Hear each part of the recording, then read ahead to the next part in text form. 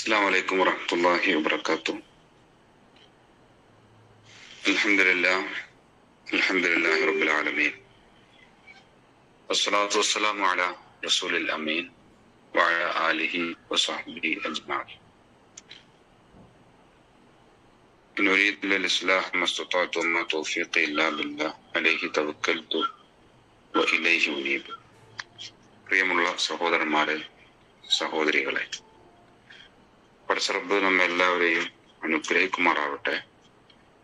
നമ്മുടെ ജീവിതത്തിൽ നമ്മൾ അനുഷ്ഠിച്ചുകൊണ്ടിരിക്കുന്ന എല്ലാ സൽക്കർമ്മങ്ങളും പടച്ചറബ്ബ് നമ്മിൽ നിന്നും സ്വീകരിക്കുമാറാവട്ടെ. ബദർ യുദ്ധം അനുസ്മരിക്കുന്ന ദിവസത്തിലാണ് നമ്മളുള്ളത്. ബദർ യുദ്ധം നടന്ന റമദാൻ 17 നമ്മളുള്ളത്. പ്രവാചകൻ തിരുമേനി സല്ലല്ലാഹു അലൈഹി വസല്ലം ബദറിലേക്ക് വിശ്വാസികളെ പ്രചോദിപ്പിച്ചുകൊണ്ട് പറയുകയുണ്ടായി, ആകാശഭൂമികളെക്കാളും വിശാലമായ സ്വർഗത്തിലേക്ക് പുറപ്പെട്ടുകൊള്ളുക എന്ന് പറഞ്ഞു. ഇത് കേട്ടപ്പോ ഉമൈർ ഇബ്നു ഹുമാം റളിയല്ലാഹു അൻഹു പ്രവാചകനോട് ചോദിച്ചു, ആകാശഭൂമികളെക്കാളും വിശാലമായ സ്വർഗത്തിലേക്കോ റസൂലേ? അപ്പൊ നബി സല്ലല്ലാഹു അലൈഹി വസല്ലം പറഞ്ഞു, അതെ. അപ്പൊ അദ്ദേഹം ബഹ് ബഹ് എന്ന് ശബ്ദിച്ചു ഒരു ശബ്ദം ഉണ്ടാക്കി. റസൂലുള്ളാഹി സ്വല്ലല്ലാഹു അലൈഹി വസല്ലം അദ്ദേഹത്തോട് ചോദിച്ചു, എന്താണ് അങ്ങനെ ഒരു ശബ്ദം ഉണ്ടാക്കാൻ താങ്കളെ പ്രേരിപ്പിച്ചത്? അപ്പൊ അദ്ദേഹം പറഞ്ഞു, അല്ലാഹുവാണ് സത്യം, ആ സ്വർഗത്തിന്റെ അവകാശികളിൽ പെടാനുള്ള ആഗ്രഹം കാരണമാണ് പ്രവാചകരെ എന്ന് പറഞ്ഞപ്പോ റസൂല് അദ്ദേഹത്തോട് പറഞ്ഞു, താങ്കൾ അതിന്റെ ആളുകളിൽ പെട്ടവൻ തന്നെയാണ്.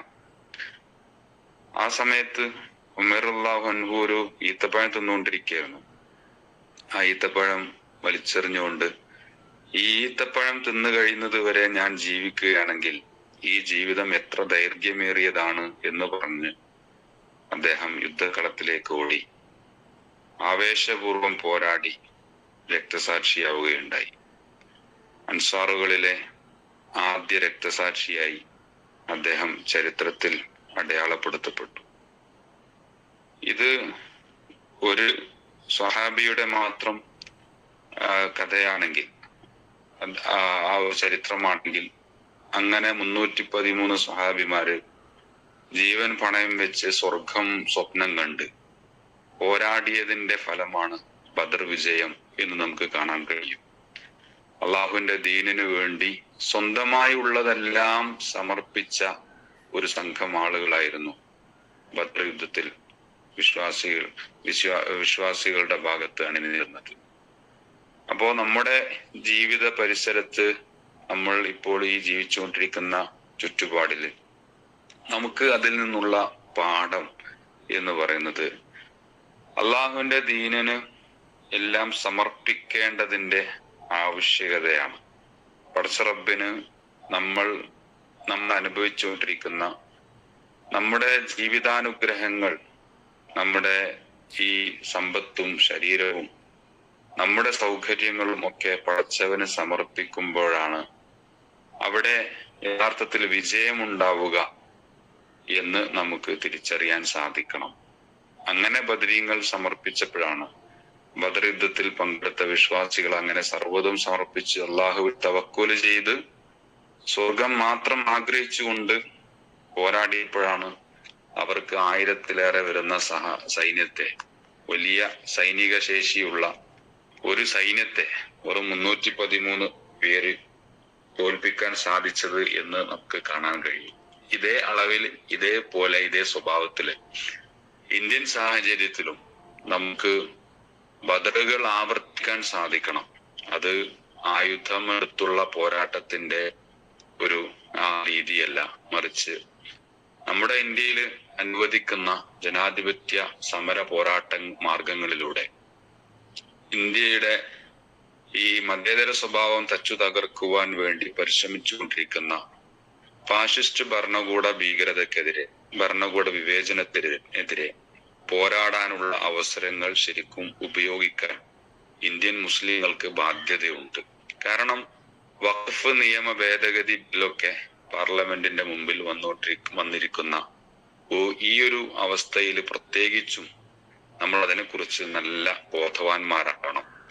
അത് എന്നെ ബാധിക്കുന്ന വിഷയമല്ല, വ്യക്തിപരമായി നമുക്കതുകൊണ്ട് കുഴപ്പമൊന്നും ഉണ്ടാകാൻ പോകുന്നില്ല എന്നൊക്കെ പറഞ്ഞ് നമ്മൾ നമ്മളിലേക്ക് ചുരുങ്ങി പോവാതെ, യഥാർത്ഥത്തിൽ നമ്മുടെ മുസ്ലിങ്ങളുടെ ചരിത്രത്തില് മുസ്ലിങ്ങളുടെ നിലനിൽപ്പിനും വളർച്ചക്കുമൊക്കെ വലിയ പങ്ക് വഹിച്ചത് വഖഫ് ഭൂമികളാണ് എന്ന് നമുക്ക് കാണാൻ കഴിയും, വഖഫ് സംവിധാനങ്ങളാണ് എന്ന് നമുക്ക് കാണാൻ കഴിയും. ആ പള്ളികളാണെങ്കിലും മദ്രസകളാണെങ്കിലും അതുപോലെ യൂണിവേഴ്സിറ്റികളും മതകലാലയങ്ങളും ഒക്കെ ആണെങ്കിലും ഒക്കെ വഖഫ് കൊണ്ടാണ് നിലനിൽക്കുന്നതും വളർന്ന് വികസിക്കുന്നതും എന്ന് നമുക്ക് കാണാൻ കഴിയും. ഇതിനെ ഇല്ലാതാക്കാനാണ് യഥാർത്ഥത്തിൽ ഫാഷിസ്റ്റ് ഭരണകൂടം, സംഘപരിവാർ ഭരണകൂടം ശ്രമിച്ചുകൊണ്ടിരിക്കുന്നത് എന്ന് നമ്മൾ തിരിച്ചറിയണം. ഈ വഖഫ് ബില്ല് പാസ്സായി കഴിഞ്ഞാൽ മുസ്ലിങ്ങളുടെ ഭൂമി അന്യാധീനപ്പെട്ടു പോകാനും വളരെ ചുരുങ്ങിയ പക്ഷം നിയമക്കുരുക്കുകളിൽപ്പെട്ട് വർഷങ്ങളോളം, ചിലപ്പോൾ നൂറ്റാണ്ടുകളോളം അത് മുസ്ലിങ്ങൾക്ക് ഉപയോഗിക്കാൻ സാധിക്കാത്ത ഒരവസ്ഥയിലേക്ക് എത്താൻ സാധ്യതയുള്ള വളരെ അപകടകരമായ ഒരു ബില്ലാണ് ഇപ്പോൾ പാർലമെന്റിന്റെ മുമ്പിലുള്ളത്. അപ്പൊ അതിനെതിരെയുള്ള പോരാട്ടങ്ങളിലൊക്കെ നമ്മുടെ സജീവ പങ്കാളിത്തം ഉണ്ടായിരിക്കണം എന്ന് ഞാൻ വളരെ ഗൗരവത്തോടുകൂടി എൻ്റെ സഹോദരി സഹോദരന്മാരോട് ഓർമ്മപ്പെടുത്തുകയാണ്, സൂചിപ്പിക്കുകയാണ്. അല്ലാഹു ആ അർത്ഥത്തിൽ നമ്മുടെ ദീനിന്റെ സംരക്ഷണത്തിന് വേണ്ടി, അതിന്റെ സംരക്ഷണ പോരാട്ടങ്ങൾക്ക് വേണ്ടി നിലയുറപ്പിക്കുവാൻ, അതില് നമ്മുടേതായ പങ്കാളിത്തം ഉറപ്പുവരുത്തുവാൻ നമുക്ക് തൗഫീഖ് നൽകി അനുഗ്രഹിക്കുമാറാവട്ടെ. അങ്ങനെ ഈ ദീനിനെ ഇവിടെ വിജയിപ്പിച്ചെടുക്കുവാൻ, ഈ ദീനിന്റെ വെളിച്ചം നമ്മുടെ ചുറ്റിലും പ്രകാശിപ്പിക്കുവാൻ, അത് നമ്മുടെ ഈ സ്ഥാപനങ്ങളിലൂടെ, നമ്മുടെ പള്ളികളിലൂടെ, നമ്മുടെ വഖഫ് സംവിധാനങ്ങളിലൂടെ ഇസ്ലാമിന്റെ വെള്ളി വെളിച്ചം ഇന്ത്യൻ ജനതക്ക് നൽകുവാൻ, അത് അവരിലേക്ക് എത്തിക്കുവാൻ, അതിനുള്ള പരിശ്രമത്തിന്റെ ഭാഗം കൂടിയാണ് യഥാർത്ഥത്തിൽ ഈ വഖഫ് നിയമ ഭേദഗതിക്കെതിരെയുള്ള പോരാട്ടം എന്ന് തിരിച്ചറിഞ്ഞുകൊണ്ട് അതിനുള്ള അവസരങ്ങളൊക്കെ എല്ലാവരും ഉപയോഗപ്പെടുത്തി അള്ളാഹുവിന്റെ ദീനിന്റെ പോരാട്ടത്തിന്റെ വഴിയിൽ നിലയുറപ്പിക്കണം എന്ന് മാത്രമാണ് ഈ ഒരു ചുരുങ്ങിയ സമയത്ത് എൻ്റെ സഹോദരി സഹോദരന്മാരോട് ഓർമ്മപ്പെടുത്തുവാനുള്ളത്. ആ അർത്ഥത്തിൽ നമ്മൾ നിർവഹിച്ചു കൊണ്ടിരിക്കുന്ന എല്ലാ പ്രവർത്തനങ്ങളും സമരപരിപാടികളും പടച്ച റബ്ബ് വിജയിപ്പിക്കുമാറാവട്ടെ എന്ന് പ്രാർത്ഥിക്കുകയാണ്. അത് അല്ലാഹു സ്വീകരിക്കുമാറാവട്ടെ. അർഹമായ പ്രതിഫലനം ഇഹലോകത്തും അർഹമായ പ്രതിഫലം പരലോകത്തും നൽകി അവൻ നമ്മെ അനുഗ്രഹിക്കുമാറാവട്ടെ. വസല്ലല്ലാഹു തആല അലാ സയ്യിദിനാ മുഹമ്മദ്. അസ്സലാമു അലൈക്കും വറഹ്മത്തുള്ളാഹി വബറകാതുഹു.